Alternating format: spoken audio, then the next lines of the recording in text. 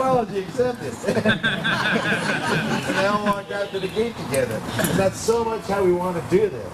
So, stand up with me for a second. Just in your place where you are. And this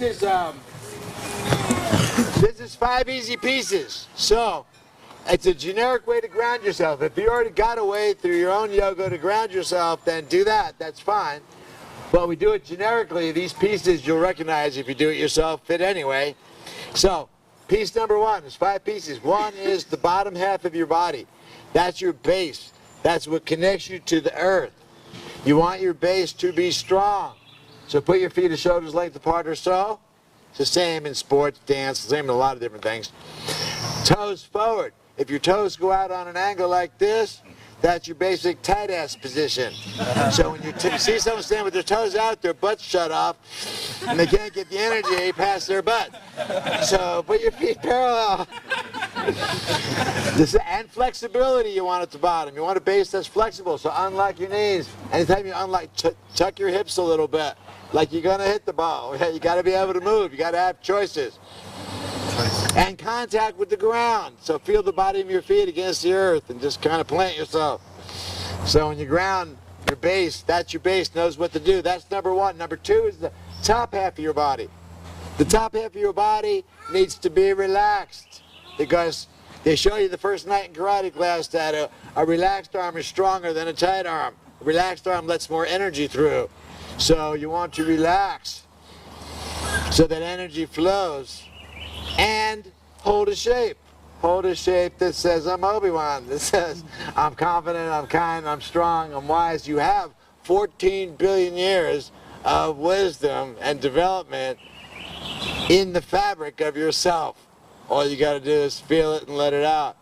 So when you ground, bottom half, top half, hold a shape. Not aggressive, not acquiescent. Both of those draw heat. You want to stay centered. So the other person doesn't know what the hell to do. Right? Center, strong, confident. Then breathe. The grounding breath is in both chambers. A lot of people, you say, take a deep breath, they go, and all the air is up here, and their stomach is tight, so their energy is not connecting through their waist because it tightening shuts it off. So if you breathe in, it's a hippie fair. Some people say breathe in green energy through the right nostril. That's compassion from your 4th chakra. And some people say, and breathe out purple wisdom, 6th chakra, crown of your head. 3rd eye, you know. But that's all cool. You can do it that way. But for grounding purposes, just fill both chambers. That opens a channel from your head to your legs. Let the energy through and let it all go. Shake out the kinks. That's 4. Just go to the places you know you hold tight and hokey pokey it a little bit. So eventually when you say something pushes your buttons in an intervention interaction, you say you have a right to space, a right to not interact. You say, excuse me, I gotta go throw up, I'll be right back. That way people don't follow you. If you say, I'm gonna throw up, you get space. They go, ooh, go ahead. Right. Then you get to be alone for a minute. Get your ground back. So then, when you do these 4, all these happen at once. You just kind of shake out, relax. And then Obi-Wan Cameron, or Obi-Wan Naya, whoever, Obi-Wan Zak, starts to speak with you in your head. And for grounding purposes, make up your own. It says that voice, that soul that I am, tells me 3 things. 1 is, chill the fuck out. Calm down. Fire your retros, relax, whatever phrases like that matter to you. The second is affirmation. Tell yourself 2 things about yourself that are always positive and always true, no matter how bad you just screwed up. What's an example of an affirmation? What can you say that's always positive and true and always works? There's always next time. There's always next time. But tell me something about you, Naya. Tell me something about you. Naya here, come here a second. Naya here, hi, is same as Cameron, Obi-Wan, Naya. 300 trillion cell interactive bionic organism. That is a hell of a trippy thing to be. If I'm God coming across the galaxy, it's mostly space. A little bit of dust, every once in a while there's a rock. And then I see Naya and go, holy shit. Lots of bells and whistles on that unit. The human plane, from a Buddhist point of view, is the broadest plane. No pun intended. You can, no pun intended. I'm a broad. You can do the most karmic work, they say, as a human, because you have all the way to hell and all the way to heaven available in one lifetime by the minute. Lots of pieces. So, one of her affirmations could be, I have value. Intrinsic value. Not just value because of what I do, but value just for being. Every one of us has that. Or, thank you. You go back. I love me. I can hate what I just did, but I still love me. I am love and I am light. I am love and I am light. That is forever always true. Absolutely. I am worth taking care of all the time. These things are always true. So, 2 relaxers, chill out, calm down. 2 affirmations. I have value, I'm doing the best I can in this moment. Is everybody doing the best they can in this moment? Yeah. Everybody's got that? Absolutely. I'm about to shoot full of rig of heroin in my arm, and Cameron goes, hold on, Zach, make you feel twice as good for half the money. You bought a second, what do you got? Because if I had some better way to take care of myself, I'd be doing it. So I'm doing the best I can. And finally, lastly, Obi-Wan says, unhook. Unhook from the, what's your first name? Jay. Jay? Unhook from the Jay movie. Go from ego to soul for a second. Be here now. When Ram Dass visited the fair a couple years ago, we wrote on the bathrooms, pee here now. You like that? That's good. That's funny. But be here now. Let go. Unhookers are like, I'm just a speck living on a speck. You know, my soul hits the planet, I go around the sun a few times, I'm out of here. I'm only keeping what I learned, and I'm not staying that long. So what am I getting so excited about? You know, it's just one of those lives. So ground is relax, affirm, and unhook. Square one. That's where you have free will. That's where you let go. And advanced grounding, we'll do right now, is once you get there, be Obi-Wan. Be that part of you that is light. That's the part of you that right now, can you get there, get grounded, become that light, and then, just for a minute, introduce yourself, tell them your name, right to the people around you. The greatest force you have out here is each other. So, be that guy, and meet the people right around you right now, just for half a minute. Introduce yourself.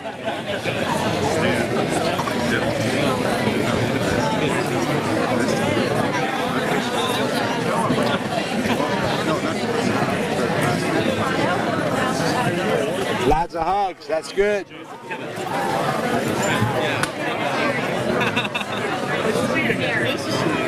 Hi, Mary. I've been looking forward to the training.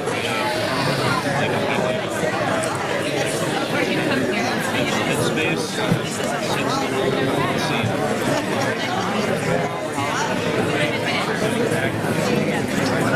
All right, come on back. Yeah, sweet. Come on back. So everything you do out here, it's good. It's a party. Come on back. Come on, we're making progress now. So, as much as possible, that felt pretty good. It's the energy you bring. What's your first name? What's your first name? Mickey. Mickey. So if Mickey and I got to move at 10, I want us to have as much as possible a 3-chip interaction, what we call a 3-chip interaction. 1 chip's a business chip. That means we move the 10 successfully to our mutual benefit in an efficient amount of time. We've got to get that done. If we do that, we each got a chip. But anybody working on staff has another job at that moment. It's not just about moving the 10. The second chip is a love and respect chip. So I want us to treat each other with love and respect while we move the tent. It's more important that we do that than get the tent moved. If you got to help someone park a car out in the lot, it's more important that they walk into this event feeling loved and honored and at peace than where their car ended up. Got to do that too. I want a business chip, but I got to do this love and respect. And the third chip is a fun chip. No one's paying you enough not to have a good time out here. So if you can get everybody laughing, have fun while you're doing it. So if we moved the tent, we treated each other well, and we had fun while we did it, 3 chips. A lot of times someone will come to me during the fair and go, just had a 1 chipper. You know? We got the tent moved, but she hates me, and I don't think we had much fun. So we talk about, you know, how do you get more chips next time? What, you know, what did you miss? What could you have done different? You know, some things are inherently not that much fun, but we try and make it as pleasant as possible. When you do the dishes, just do the dishes. Carry water, carry wood, drink water. What is that? Stop wood. All right, so that's principle number 1. Have a seat. Brad is going to talk to you a minute about some teamwork things and safety things, so I'm turning it over. I'll be back. Good show. Thank you. So we're all working as teams out here. Everyone on staff, you guys, we're all one big team, fulfilling different roles. And you know, if Zak's my partner, and I see him having a less than 3 chip interaction, I might walk up and say, Zak, can I help? Can I step in? Why don't you go get a smoothie? Gives him a chance to unhook, gives him the cue that it's okay to kind of, I might not be in my Obi-Wan self, I'm going to decouple here. And it's important, you know, it's a stressful place to be out here. It's hot, you get low blood sugar, water is challenging, we're getting eaten alive. So much fun. Well, right, I'm really selling it big time here. It is so much fun, and that's the big payback. That's the reason why we're all here. Fun, friends, family, what we're sharing together. It truly is magic. But knowing what you're up against when you're coming on a shift, you know, sunscreen, proper footwear. You don't want to be moving rapidly in Birkenstocks or flip-flops. You want to have closed-toed shoes. The ground is uneven. There's roots sticking up. You don't want to hurt yourself. You want to make sure when you come on shift you're fed. You want to make sure you have drinking water. In your campsites, you want to watch out for you kind of get the group neighborhood thing going. All our borders are not secure. There's people that will be wandering and find your way into their campsite. Ask them if you haven't seen them before. Ask them if you can help them. Ask them if they're lost or if you can help them find the way back to the path. It's just about watching out for each other. Missing anything? When you got the shirt on, Right. you're working. We with the shirts are the biggest single gang out here. And I want you to all love each other. That'd be great. But when you got the shirt on, every other person in the shirt is your brother or sister. Have their back. If you're walking along the trail and you see somebody doing some work and you're not working, but you got the shirt on, so you're on duty as far as we're concerned. If you don't want to work, take the shirt off. But if you got the shirt on, then you don't jump right into the interaction, but you stand someplace where the intervener can see you. You're working on that. But you're there, and they'll call you over if they need you, and you can watch the periphery. You can get the crowd dispersed. You can pick up broken glass. You can take care of some little kid who's not attended to. You can help the scene without adding another 300 trillion cell computer to the mix if you don't have to. But take reality checks, as Brad said. Be there for the team. Help each other out. Feel like you're not alone. Moods are contagious. Well, and the vast majority of responses that we deal with as backup managers, we'll roll up on a scene and just kind of Watch for a while. watch the interaction, watch what the frontline security person is doing. Make sure we get eye contact with them so that they know that we're here if they need us at a moment's notice. But just kind of let it evolve and let's see what happens and be there to be backup, because it's part of the teamwork deal. Safety? More about that. Want me to add some? Sure. When I interact, if I'm, what's your first name? Reed. Reed? Knew when you came here. So I'm approaching Reed. How far from Reed is safe distance? 10 feet. Far enough so you Situational. don't touch. Stick your hand out to her. Her shoulder makes a circle around me. That's my safe bubble. 2 arms length. And a lot of times you're closer than that. We'll come up and go, hi, how you doing? But remember, from here, she can hit me before I can run. If I'm outside that circle, I can still get away. Who's the most important person to keep safe in an intervention? I am. Absolutely. And who's second? Your teammate. Be there for your family. And then everybody else, of course. Kids, everybody deserves safety. Everybody has a right to safety. But keep yourself safe. Safe distance, 2 arms length. If she has a weapon, a stick or a knife, then what's safe distance? 21 feet. Good. 20. We're getting there. Now I'm about 20 feet out, right? If she has a weapon, and if someone does have a weapon, again, no shirt. You can take the shirt off, walk away. You're not on duty. But no one is paying you enough. That shirt ain't enough for any of you to get hurt. So if someone is wielding some kind of weapon, you're backing up and you're calling it in, you're getting a description, wait for help. People have to know their own limits. We'll talk about that in a minute. But keeping yourself safe also means safe exits. So she has to be able to, Rhea has to be able to walk away from me without going through me. She does too, right. And I have to be able to walk away without going through her. Nobody traps anybody. So leaving safe exits, staying on your feet. If I don't want to talk to her as the authority word of God, I'm up here, she's down there. So I do this. Is this okay? No. Yeah, you see why? Can't get away. Right. I trap myself. Right? If I'm like this, hi, how you doing? Then we're just talking. If she gets froggy, I can still run. Right? So stay on your feet.